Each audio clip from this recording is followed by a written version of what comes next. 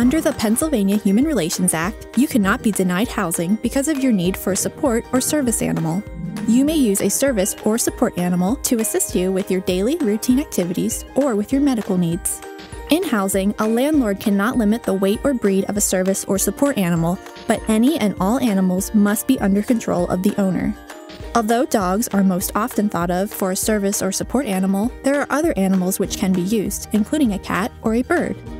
A service or support animal is not a pet, therefore it is illegal to be charged a fee.